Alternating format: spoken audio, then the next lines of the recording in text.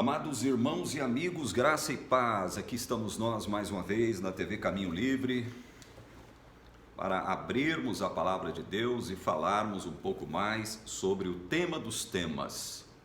O principal tema não só da Bíblia, bem como de todo o universo. Que tema é este? O tema da salvação, o Evangelho, as boas notícias de que Cristo nos salvou na cruz do Calvário. Eu gostaria de continuar repercutindo alguns textos deste livro, O Sacerdócio Expiatório de Jesus Cristo, de Frank Holbrook. E eu gostaria de analisar aqui, comentar com vocês agora o que se encontra na página 25, primeiro, tá? Um trechinho aqui do que se encontra na página 25 deste livro. Vamos repercutir isso aqui. Depois eu quero ler as páginas 95 e 97, ok? Vamos repercutir em torno disso que eu vou ler agora, tá? Repercutir neste vídeo alguns textos do Frank. Ele, analisando a questão do santuário, o santuário terrestre, falando sobre isso, ele diz o seguinte: no panorama mais amplo desse quadro, o altar do holocausto, aquele altar que ficava ali à porta da tenda da congregação, a tenda do santuário, ele diz que o altar do holocausto representava a grande morte expiatória e substitutiva de nosso Senhor. Nós concordamos com esta afirmação. O altar do holocausto representava a própria cruz de Cristo, onde Cristo deporia a sua vida em favor dos seus eleitos, dos seus escolhidos. E esta morte é expiatória e substitutiva. Ela satisfaz o desejo de Deus por justiça. E ela deixa de modo claro e inequívoco estabelecido um fato: para que pecadores sejam salvos, eles precisam ser substituídos. E nós vamos ver por que isso, certo? Então, só reforçando aqui uma frase com a qual nós concordamos. No panorama mais amplo desse quadro, o altar do holocausto representava a grande morte expiatória e substitutiva de nosso Senhor. É verdade. Aqui a página 95 ele diz: é clara a evidência em favor da morte substitutiva pela qual Jesus Cristo satisfez o castigo do pecado humano. Evidência representada nos sacrifícios do santuário e respaldada pelas declarações do Novo Testamento. Viu como ele afirma aqui? A evidência de que Jesus morreu de modo substitutivo. É clara esta evidência, não só na pedagogia do santuário, bem como em todo o Novo Testamento. É isto que o Frank Holbrook está declarando, ipsis literis, aqui, a página 95 do seu livro. O interessante é um comentário que ele faz logo em seguida, que ele diz o seguinte: apesar disso, ainda existem cristãos que consideram imoral este ensino bíblico. É outra coisa com a qual nós devemos concordar, porque dentro da própria Igreja Adventista há teólogos que não concordam com o fato de que a morte de Cristo na cruz foi sim expiatória e substitutiva. Tem gente dentro da teologia adventista, para não dizer dentro da membresia, que não concorda com este ensino. O consideram, como diz o Frank aqui, imoral, e nós também concordamos com ele. Só que ele tem que olhar para o próprio umbigo antes de querer recriminar ou condenar as demais igrejas cristãs evangélicas. Porque adventista é assim, é mestre para enxergar a trave no olho do outro. Aliás, o cisco, perdão, é mestre para enxergar o cisco no olho do outro e não enxergar a grande trave que está no seu olho. A igreja adventista é mestre nisso, ela é especialista nisso. Ela é santa, ela é perfeita, é a igreja de Deus, é remanescente, é o povo da Bíblia, é o povo da profecia. As outras não. As outras são Babilônia, caídas. Aqui a página 97, nós também concordamos com essa declaração do Frank Holbrook sobre o assunto em questão. A mensagem tanto do altar como da cruz é salvação por substituição. Por que isso? Nós concordamos com essa declaração do Frank Holbrook. Vocês estão vendo que o ensino claro da Bíblia a respeito da salvação força a igreja adventista a fazer algumas afirmações no sentido de ela não ficar fora do círculo daquilo que o mundo enxerga como cristianismo institucionalizado. A igreja adventista, desde os seus primórdios, se esforça para ser reconhecida pelos demais cristãos também como uma igreja cristã evangélica. Ela tem se esforçado muito ao longo dos anos para ser reconhecida assim, deste modo, para obter do mundo cristão, especialmente do mundo cristão evangélico, o reconhecimento de que ela é sim uma igreja também tão cristã e tão evangélica quanto as demais igrejas cristãs evangélicas históricas. Esse é um esforço da igreja. Por isso ela não pode se abdicar de algumas declarações, porque elas são produto de uma análise, ainda que superficial, de certos conteúdos da palavra de Deus, que nos direciona para este entendimento, qual seja de que Jesus, quando morre na cruz, ele morre substituindo aqueles a quem ele veio salvar. A morte de Cristo é expiatória e substitutiva. Vide o ritual do santuário terrestre, e você vai chegar a esta conclusão. O animal era morto no meu lugar. O animal era morto no seu lugar. É evidente que eu estou trazendo para os nossos dias isso. O animal era morto em lugar do pecador arrependido. Por que a morte de Cristo tem que ser substitutiva? Por uma simples razão, e eu pela milionésima vez vou ler este texto que se encontra em Gênesis capítulo 2, versículos 16 e 17. E o Senhor Deus lhe deu esta ordem: de toda árvore do jardim comerás livremente, mas da árvore do conhecimento do bem e do mal não comerás, porque no dia em que dela comeres, certamente morrerás. Gente, por que a morte de Jesus então tem que ser substitutiva? Porque toda a raça humana em Adão fora condenada à morte, e morte eterna. Toda a raça. Depois do pecado de Adão, todo mundo que vieste a este planeta, todas as pessoas que viestem a este mundo, a este planeta, nascendo como da vontade do pai e da mãe, nasceriam numa condição de condenada. Toda pessoa que nascesse depois do pecado de Adão nasceria com o peso da condenação sobre si mesma, já nasceria condenada à morte. Certo? Vocês têm que entender isto.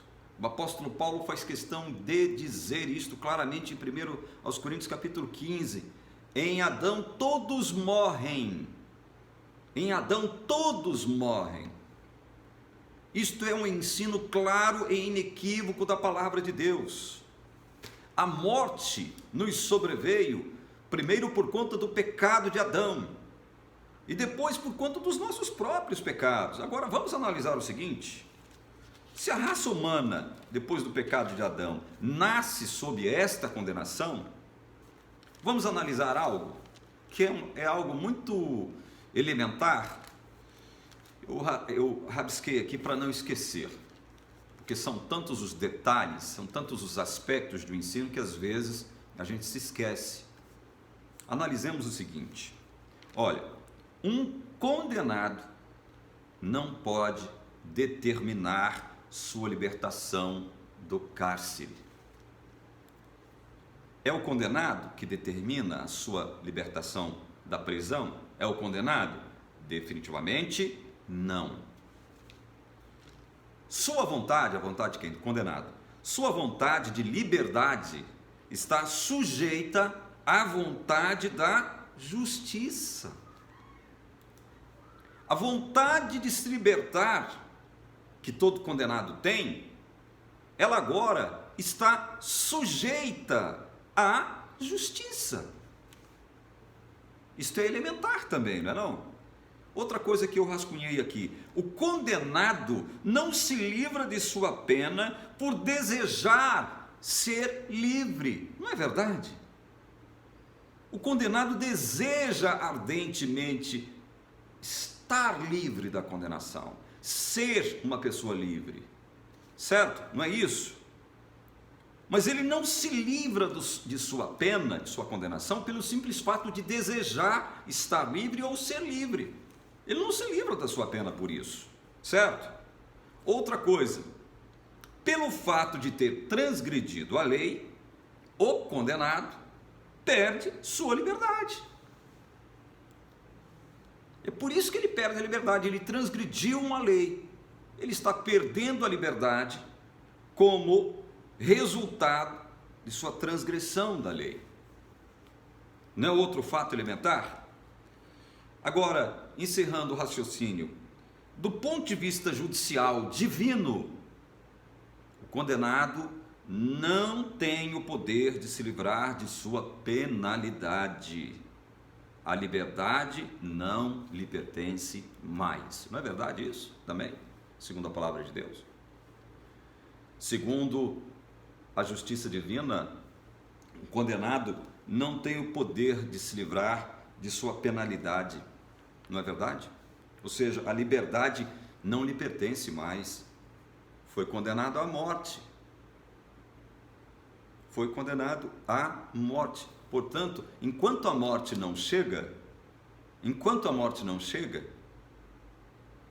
a pessoa não tem condições, não tem o poder, não tem a aptidão, não tem a habilidade, não tem o direito de se ver livre da sua condenação. Ela só se verá livre da sua condenação quando ela morrer. Simples assim.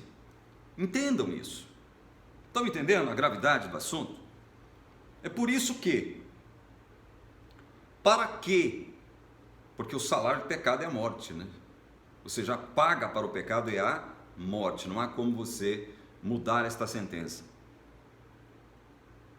Então, para que você seja de novo aceito por Deus, ele elaborou o plano da redenção lá na eternidade, estabelecendo o seguinte: meu filho irá assumir a figura humana e morrerá por todos aqueles que eu pré-conheci na eternidade. Eu estou falando aqui do ponto pretérito, né? De um ponto de vista pretérito. Deus estabeleceu o plano da redenção com base nisto. O meu filho assumirá a carne humana e morrerá em lugar de quem? De todos aqueles a quem Deus inscreveu o nome no livro da vida do Cordeiro antes da fundação do mundo, porque os conheceu de modo pactual e salvífico ainda na eternidade. Deus não é soberano? Deus não é onisciente? Sim, Deus é soberano e é onisciente. Se o Evangelho é eterno, se o Evangelho foi pensado, foi elaborado, foi concebido na mente santa de Deus na eternidade, nós temos que levar em consideração não só a onisciência de Deus, ou seja, ele previu que o homem cairia em pecado. Deus só pode prever, veja bem, Deus só pode prever aquilo que ele determinar. Deus prevê aquilo que ele determina. Isso é um fato. Por conta dele ser o Deus Todo-Poderoso, o soberano, possuir sobre si império e soberania, como diz o apóstolo Judas, é que ele predeterminou a existência do mal e do pecado na história do mundo, gente. Porque senão, o nosso Deus seria um Deus impotente, nós não podemos admitir isso. Um Deus impotente e um Deus que se dobra à vontade da sua criatura chamada homem. Deus é soberano. Império e soberania lhe pertencem. Ele não pode se dobrar à vontade de uma criatura. O Deus Todo-Poderoso é Deus. Ele predeterminou, sim, a existência do mal e do pecado. Só que tem um detalhe: ao determinar, criar a raça humana e predeterminar a existência do mal e do pecado, ele também predeterminou simultaneamente a erradicação do mal e do pecado por meio do ministério redentivo de Cristo. Muitos não aceitam o ponto de vista evangélico e salvífico da teologia reformada, porque pensam enganosamente o seguinte: não, Deus não pode escolher, Deus não pode fazer escolhas, porque senão ele é injusto. Isto é uma coisa patética e ridícula de se discutir. O ser humano, uma criatura medíocre, pobre, miserável, microscopicamente pequena, partícula de poeira cósmica, querer determinar aquilo que Deus pode ou aquilo que Deus não pode fazer em relação a nós, suas criaturas. É patético, é ridículo, é medíocre. Isto é idiotice pura, imbecilidade em seu mais alto grau. A teologia arminiana não admite isto. Não admite o que se encontra aqui em Romanos capítulo 9. Vamos ler de novo. Não admite isto aqui, ó. Que diremos, pois? Há injustiça da parte de Deus? De modo nenhum, pois ele diz a Moisés: terei misericórdia de quem me aprouver ter misericórdia, e compadecer-me-ei de quem me aprouver ter compaixão. Gente, pelo amor de Deus, ou a palavra de Deus é autoridade, ou não, ou ela fala a verdade, ou ela fala mentira. Não há meio termo nessa questão.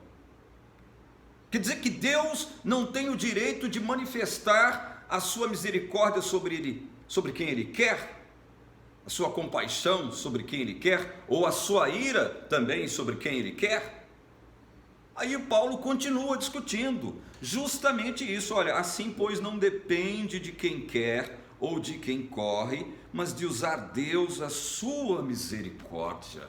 Não depende de quem quer, nem de quem corre, porque quem poderia querer jamais quererá por si mesmo pertencer a Deus ou ser salvo. É isto que a teologia arminiana nunca entendeu, não entenderá pelo jeito.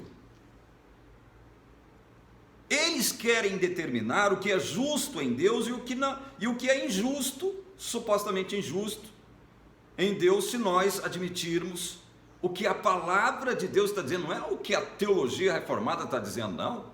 É o que a palavra de Deus está dizendo, não. Deve ter alguma outra forma da gente interpretar isso, porque não pode ser assim. Porque se for assim, Deus é injusto. Analisam, tentam avaliar Deus, tentam analisar Deus, o que já é ridículo e patético por si só, tendo como critério último e principal a sua razão, a lógica humana.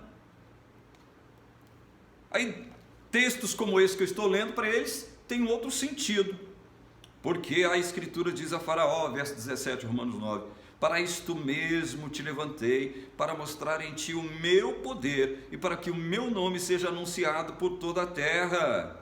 Logo, ele tem ele misericórdia de quem quer e também endurece a quem lhe apraz. Deus não tem o direito de, sobre uns, derramar graça e misericórdia e sobre outros manifestar a sua ira? Deus não tem esse direito, cristãos, meus irmãos. Deus não tem esse direito? Deus não tem esse direito? Respondam. Porque é isso que o texto neotestamentário de Romanos está afirmando. Ipsis literis, literalmente, inequivocamente, irrefutavelmente, claramente, explicitamente. É isso, Deus tem o direito. E Paulo aqui se utiliza da figura de quem? De Faraó, para deixar claro isso. Para isto mesmo te levantei, disse Deus através de Moisés para Faraó. Olha, eu trouxe você à existência, foi para isso mesmo. Foi para isso mesmo, para mostrar em você o meu poder. Eu não te trouxe para você me pertencer, para você ser salvo por mim, não. Eu trouxe você para manifestar através de você o meu poder, para você ter, não só você, bem como toda a humanidade, saber com quem vocês estão lidando. Vocês estão lidando com Deus soberano, onipotente, onipresente, onisciente, Deus todo-poderoso. Império e soberania pertencem a Deus. Não queiram eliminar isso da figura do nosso Deus. Vocês vão se dar mal se vocês continuarem desejando tolher a soberania e a vontade divina. E Paulo continua aqui, verso 19, antecipando objeções dos estúpidos, dos imbecilóides. Ele antecipa tudo, Paulo.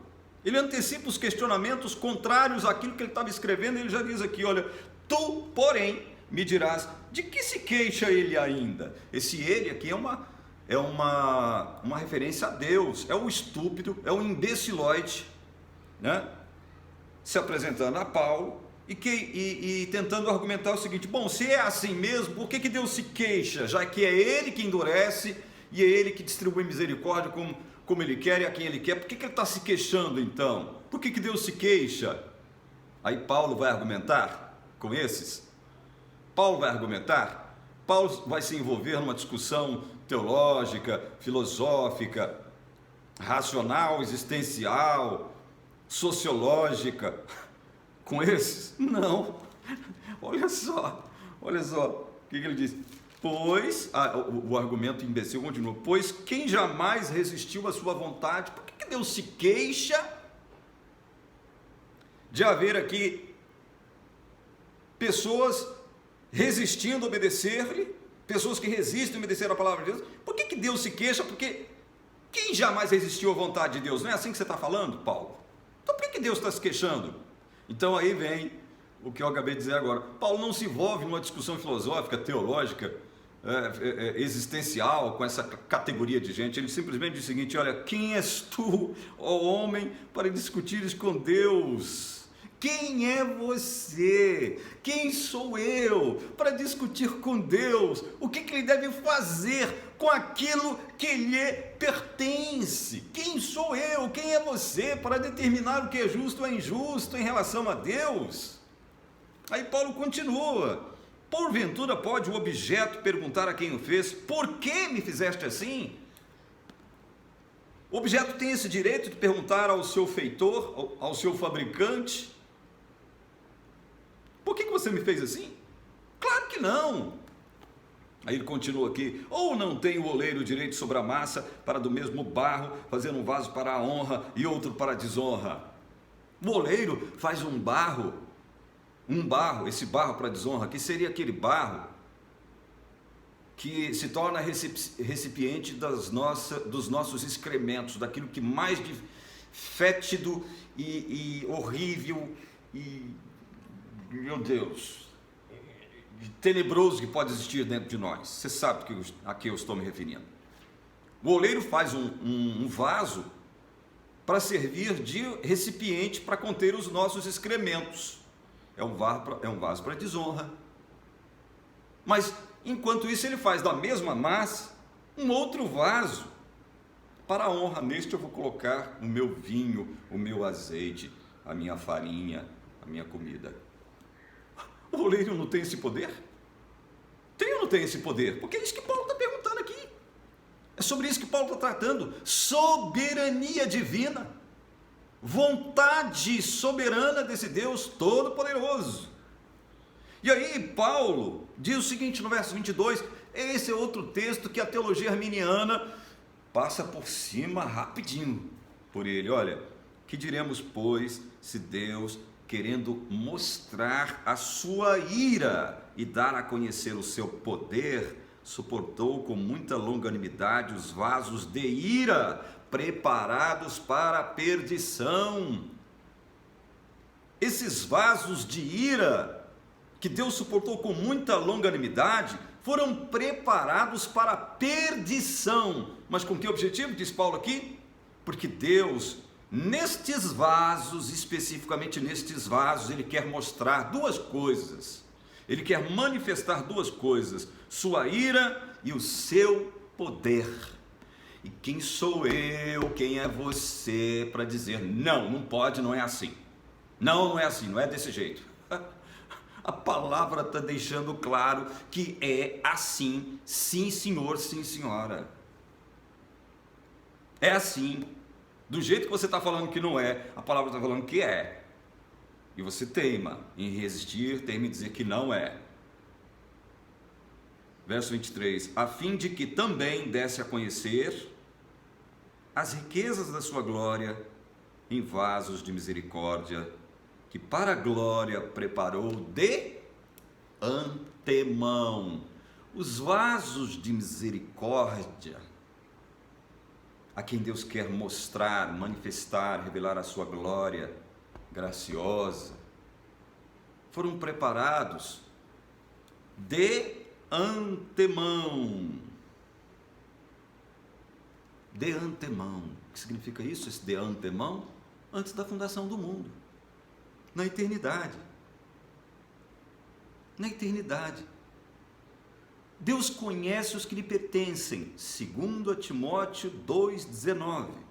Eu conheço aqueles a quem elegi, João 13,18.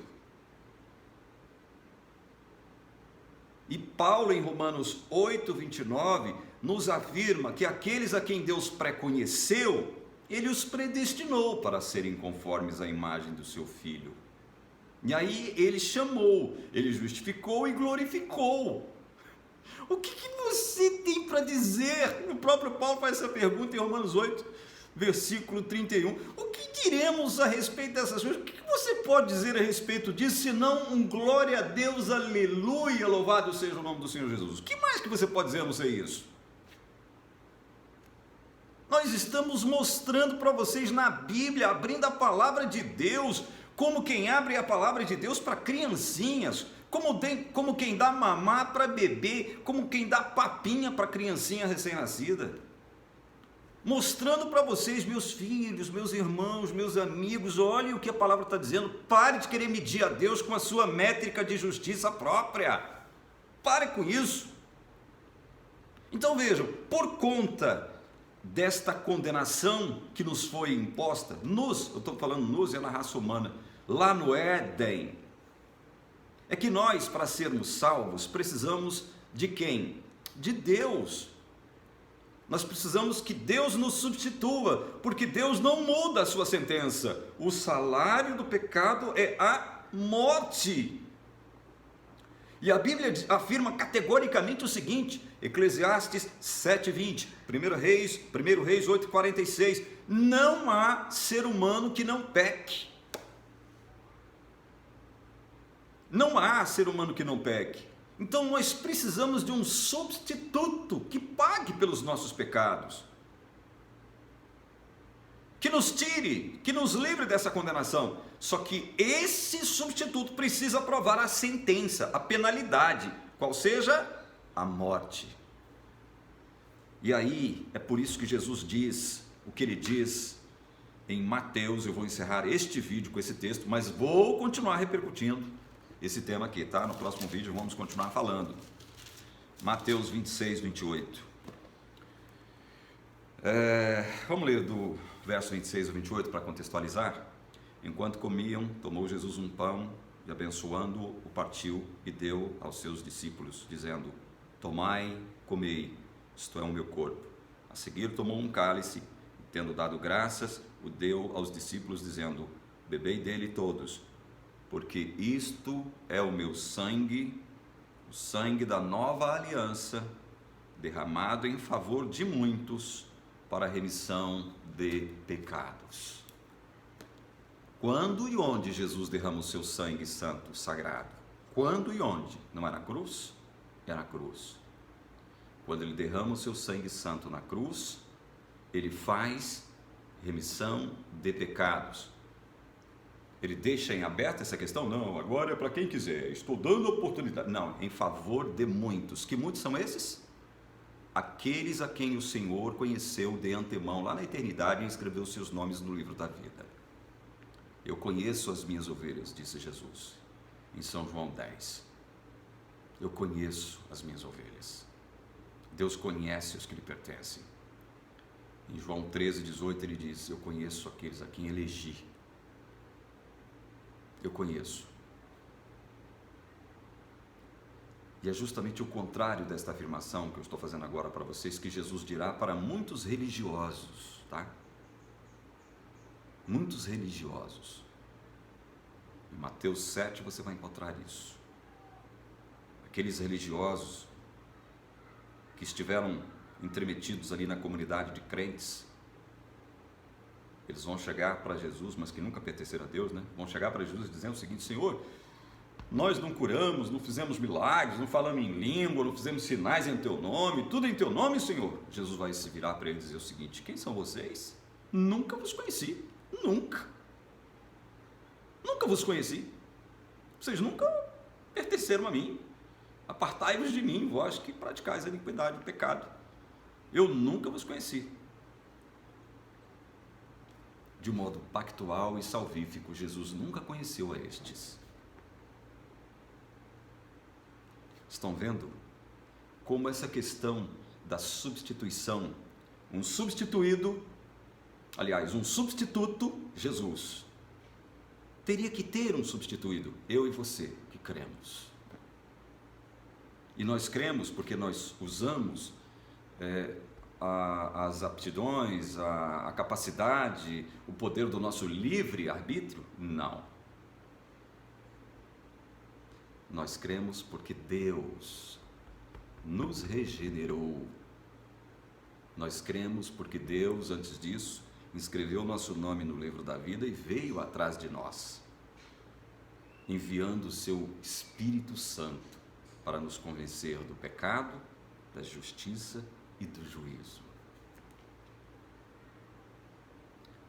Então, no próximo vídeo, eu vou continuar falando da eficácia da morte de Cristo na cruz, da efetividade daquilo que realmente Cristo fez, realizou na cruz do Calvário. Jesus consumou a obra. Alguém que consuma a obra, que terminou o seu trabalho, merece agora o quê? Descanso. É isso que Jesus está fazendo, sentado ao lado do trono de Deus. Porque agora, o ministério sacerdotal de Cristo no céu, ele não é conforme o padrão aarônico. Ele é conforme o padrão melquisedequiano. Todo aquele ritual do santuário terrestre prescreveu, deixou de ter validade. É isto que o livro, toda a carta de Hebreus fala sobre isso. O ministério de Cristo, ele o realiza sentado, descansando de sua obra que ele disse ter consumado. em João 17:4, em João 19:30, está consumado. É por isso que o escritor de Hebreus, no livro, vamos ler de novo, Hebreus 4, versículo 10 diz: porque aquele que entrou no descanso de Deus, também ele mesmo descansou de suas obras. Como é que eu e você então entramos no descanso de Deus? Guardando o 7º dia da semana, ou sábado? Não. Segundo Hebreus 4, versículo 3, nós, porém, que cremos, entramos no descanso. Que descanso? É o descanso de Deus, ao qual o escritor da carta aos Hebreus se refere aqui. Como é que nós entramos no descanso de Deus, guardando o 7º dia da semana? Não, crendo. Crendo no quê? Na morte expiatória e substitutiva do Senhor Jesus por nós. Nós agora estamos em Cristo. Não por nós mesmos, não porque somos bonzinhos e temos a capacidade inerente em nós mesmos de vivermos sem pecar. Não, mas porque a graça de Deus se manifestou em mim. Cristo morreu em meu lugar, pagando o preço dos meus pecados. Todos eles, todos os meus pecados, todos. Os que eu já cometi, os que eu cometo no presente, os que eu ainda vou cometer, todos eles foram pagos. Todos. Eu estou em Cristo. E porque eu estou em Cristo, porque creio nele, e você que está em Cristo porque crê nele, não existe para você mais, agora, pois, já nenhuma condenação há para os que estão em Cristo Jesus.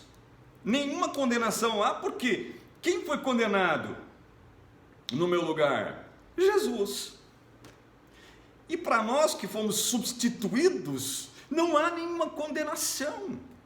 Houve um substituto, graças a Deus, e graças a Deus houve substituídos, eu e você que cremos.